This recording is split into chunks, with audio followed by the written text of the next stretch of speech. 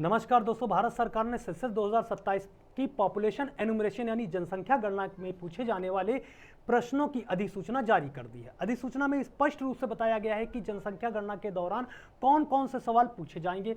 और दोस्तों, अब बहुत जल्द ही गणनाकर्मी घर घर पहुंचकर परिवार के प्रत्येक सदस्य निर्धारित जानकारी दर्ज करेंगे। इस बार आपसे केवल आपका नाम, उम्र, पता ही नहीं बल्कि आपसे जन्म तिथि, वैवाहिक स्थिति, राष्ट्रीयता, धर्म, जाति, मातृभाषा, शिक्षा, नौकरी और व्यवसाय से जुड़ी सारी जानकारी पूछी जाएगी। इसके साथ ये भी पूछा जाएगा कि आप पिछले समय में क्या काम किया करते थे, किस प्रकार का काम करते थे, काम में आपकी स्थिति क्या थी, आपके कार्यस्थल तक आने जाने की स्थिति क्या थी। अगर आप अपना निवास स्थान बदल चुके हैं तो आपका जन्म स्थान क्या है, पहले कहाँ रहते थे, यहाँ क्यों आए हैं और कितने समय से यहाँ रह रहे हैं, ये पूरी जानकारी पूछी जाएगी।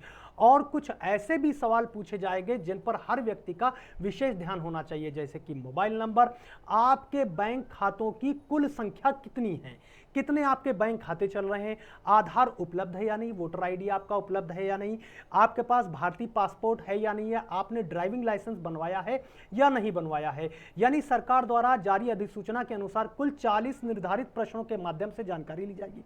अब सवाल यह है कि ये 40 सवाल कौन से, हर सवाल का सही जवाब जनता को कैसे देना है, कौन सा सवाल किस व्यक्ति पर लागू होगा और किसका जवाब किस तरह से दर्ज किया जाएगा। इसलिए आज के इस वीडियो में हम सरकार द्वारा जारी अधिसूचना में दिए गए 40 सवालों को एक एक करके बिल्कुल आसान भाषा में समझेंगे और हर सवाल के सामने ये भी बताएंगे कि आपको उसका जवाब कैसे देना है। और साथ ही समझेंगे कि पॉपुलेशन एनुमरेशन की पूरी प्रक्रिया घर घर कैसे होगी, गणनाकर्मी क्या काम करेंगे और आपकी जानकारी किस तरह से दर्ज की जाएगी। इसलिए वीडियो को अंत तक जरूर देखिएगा, क्योंकि गणनाकर्मी आपके घर आएंगे तब आपको पहले से ही अपने सवाल तैयार रखने हैं, सवालों के जवाब तैयार रखने हैं, आपसे क्या पूछा जाएगा और उसका जवाब आपको कैसे देना है। तो चलिए, अब सरकार द्वारा जारी की गई अधिसूचना के आधार पर सेंसस 2027 पॉपुलेशन एनुमरेशन की 40 सवालों और उनके जवाब को आसान भाषा में हम यहां पे बताने जा रहे हैं। तो उससे पहले हमारे आप चैनल को सब्सक्राइब कर दीजिए और बेल आइकन पर भी क्लिक कर दीजिए ताकि हर इंफॉर्मेटिव वीडियो का नोटिफिकेशन आपके पास लगातार पहुंचता रहे। तो हमारे चैनल को सब्सक्राइब जरूर करना है और इस वीडियो को आपको लाइक जरूर करना है। तो चलिए अब शुरू करते हैं और वो 40 सवाल कैसे हैं और उनके हमें जवाब किस प्रकार से देने हैं। यहाँ पे देखेंगे जो अधिसूचना जारी की गई है उसमें स्टार्टिंग से ये सवाल दिए गए, लेकिन यहाँ पे सिर्फ क्वेश्चन दिए गए हैं और इनका जवाब आपको कैसे देना है कुछ ऐसी भाषा में जो आपको कंफ्यूज कर सकते हैं। तो हमने यहाँ पे पूरी एक लिस्ट तैयार की है सवाल और उसके साथ में उनके जवाब भी। तो यहाँ पे देखेंगे तो आपको पूरे अच्छे तरीके से हर सवाल का जवाब तैयार हो जाएगा, जिसमें कि सबसे पहला है जो कि बहुत बेसिक है कि आपका नाम क्या है। तो आसान सवाल में आप अपना पूरा नाम अपने डॉक्यूमेंट यानी आधार के अनुसार बताएंगे। आधार के अनुसार आप अपना बिल्कुल सही पूरा नाम बताएंगे, ठीक है, जो आधिकारिक रिकॉर्ड में इस्तेमाल किया जाता है। मुखिया से संबंध, जो घर के मुखिया हैं उनसे आपका संबंध क्या है, उनसे आपका संबंध क्या है। यहां पे ये ध्यान रखना है कि घर के सदस्य के हर एक प्रत्येक सदस्य की जानकारी ली जाएगी, मुखिया की जानकारी ली जाएगी, फिर उनके बच्चों की या उनके भतीजे हैं सभी की जानकारी, एक एक सदस्य की, पूरे परिवार में एक एक सदस्य की जानकारी और एक एक सदस्य 40-40 सवाल किए जाएंगे। तो दूसरा है मुखिया से संबंध क्या है। तो आसान भाषा में यहाँ पे समझना है आसान सवाल कि आप इस परिवार के मुखिया से क्या संबंध रखते हैं। जवाब है यानी बताएगा कि आप परिवार के मुखिया के क्या लगते हैं, जैसे मुखिया के आप पुत्र है या पुत्री, पत्नी, पति, पिता, माता, भाई, बहन। समझ में आ रहा है ना। अब इसके बाद में आ जाते हैं, तीसरा क्वेश्चन है जेंडर बताना है, जेंडर में मेल, फीमेल या अन्य। इसके बाद में आपकी जन्म तिथि और आयु क्या है, जन्म तिथि बतानी है, ठीक है, आपकी जन्म तिथि क्या है और आपकी वर्तमान समय में जिस समय में आपके पास पॉपुलेशन एनुमरेशन की जनगणना हो रही है यानी जनसंख्या गणना हो रही है उस समय आपकी एज क्या है वो आपको बताना है। अब इसके बाद में देखते हैं जो कि पांचवा क्वेश्चन है, वर्तमान वैवाहिक स्थिति क्या है। तो यहाँ पे अभी आपकी वैवाहिक स्थिति क्या है, यानी विवाहित है या अविवाहित है या विधवा, विधोर, तलाकशुदा है आदि जैसे प्रश्न पर लागू होगा। तो विवाह के समय आपकी आयु क्या थी, यह सवाल 6 नंबर पूछा जाएगा। 6 नंबर कि विवाह के समय आपकी आयु क्या थी, यहाँ पे ध्यान देना है। जब आपकी शादी हुई थी उस समय आपकी उम्र कितने वर्ष की थी। जवाब क्लियर बताना है और इसको कैलकुलेशन आपको कर लेनी। जब आपकी शादी हुई थी उस समय आपकी एज क्या थी, वो आपको अपनी एज पूरी लिखवानी है। अब इसके बाद में पति पत्नी का नाम, अगर कोई मेल कैंडिडेट है वो अपनी डिटेल दे रहे हैं और उनकी मैरिज हो चुकी है तो वो अपने साथी का नाम बताएंगे, यानी अपनी वाइफ का नाम बताएंगे। फीमेल कैंडिडेट है तो वो अपने हस्बैंड का नाम बताएंगे। इसके बाद में घोषित राष्ट्रीयता, आपकी राष्ट्रीयता क्या है, आप भारतीय नागरिक हैं या आप भारतीय नागरिक नहीं हैं, ये बताना है। इसके बाद में आ जाते हैं धर्म, आप किस धर्म से हैं, आपका धर्म क्या है, यानी हिंदू है, मुस्लिम है, सिख, ईसाई, बौद्ध, जैन या अन्य में आते हैं। इसके बाद में 10वां नंबर क्वेश्चन पूछा जाएगा, अनुसूचित जाति अनुसूचित जनजाति किससे आप बिलोंग करते हैं, तो उससे संबंधित आपको जानकारी देनी है। अब इसके बाद में आ जाते हैं 11 नंबर क्वेश्चन पे। तो 11 नंबर में पिता का विवरण देना, यानी आपके पिता के बारे में जानकारी क्या है। और जवाब प्रश्नावली में मांगी गई पिता से संबंधित सही जानकारी बतानी है। पिता से संबंधित यानी पिता का नाम बताना है और उनके पिता का नाम यानी दादा का नाम बताना, ये पूरी डिटेल पूछी जाएगी।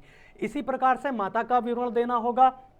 अब इसके बाद में निशक्तता यानी दिव्यांगता, ठीक है, आसान सवाल में, क्या आपको किसी प्रकार की दिव्यांगता है यानी फिजिकली हैंडीकैप्ड है, तो उससे संबंधित आपको अपनी पूरी डिटेल देनी होगी।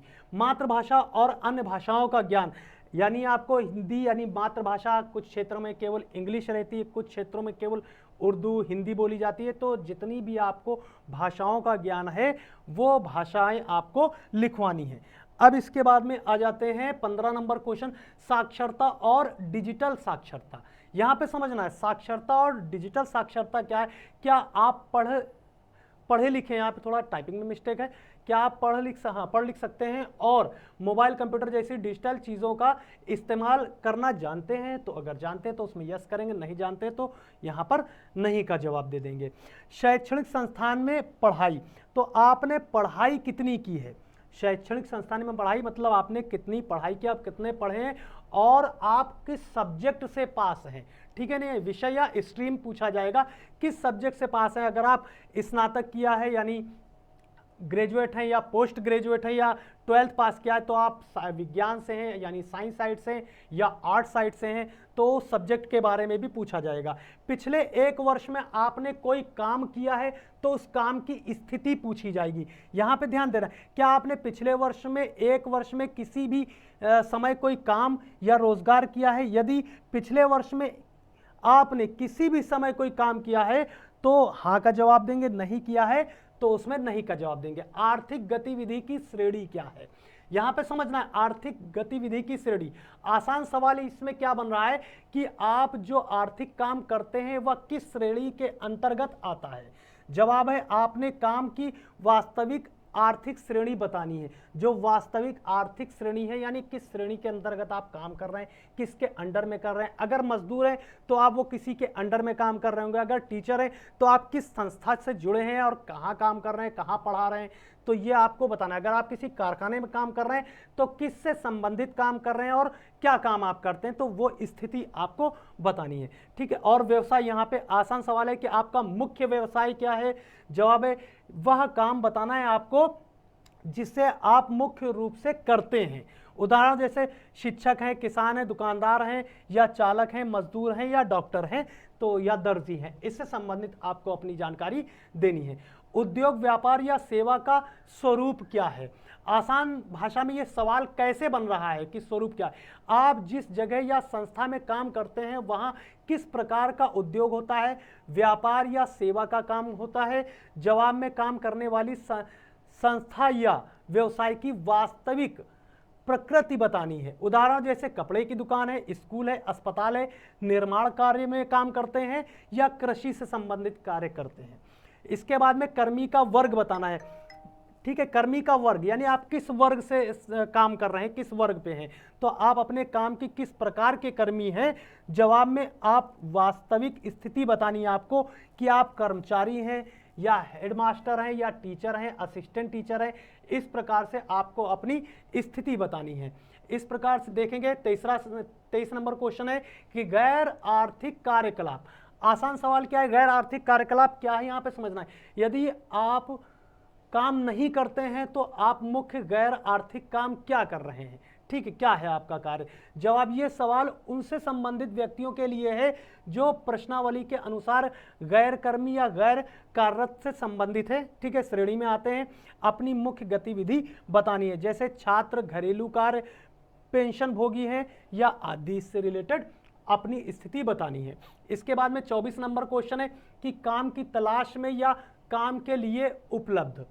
24 नंबर क्वेश्चन में आसान सवाल समझना, यहाँ पे थोड़ा कंफ्यूज कर रहा है सवाल, तो यहाँ पे हमने एक आसान क्वेश्चन इसको कर दिया हमने कि अगर आप अभी काम नहीं कर रहे हैं तो क्या आप काम ढूंढ रहे हैं या काम करने के लिए उपलब्ध हैं, यानी आप खाली हैं, काम करने के लिए उपलब्ध हैं। तो जवाब है सच्ची स्थिति आपको बतानी है। उदाहरण के लिए काम की तलाश कर रहे हैं तो आपको बताना है काम की तलाश कर रहे हैं, काम के लिए उपलब्ध नहीं है। यह प्रश्न संबंधित गैरकर्मी, अल्पकालिक या अर्ध अल्पकालिक श्रेणियों के लिए लागू होता है। अब इसके बाद में आ जाते हैं कि कार्यस्थल तक की यात्रा, यानी यहाँ पे समझना है कार्यस्थल तक की यात्रा जो है आपकी वो किस प्रकार से है। आपका आना जाना, जहाँ आप कार्य कर रहे हैं वहाँ आपका आने जाने का जो सुविधा है वो किस प्रकार से, आप बाइक से जाते हैं या कार से जाते हैं या आप किसी अन्य साधन से जाते हैं, तो उसके लिए आप अपने काम की जगह तक कैसे जाते हैं, वहाँ पहुँचने के लिए कितनी दूरी तय करते हैं। काम पर जाने के लिए वास्तविक साधन और यात्रा की जानकारी देनी है। उदाहरण, पैदल जाते हैं, साइकिल से जाते हैं, मोटरसाइकिल, बस, ट्रेन आदि से।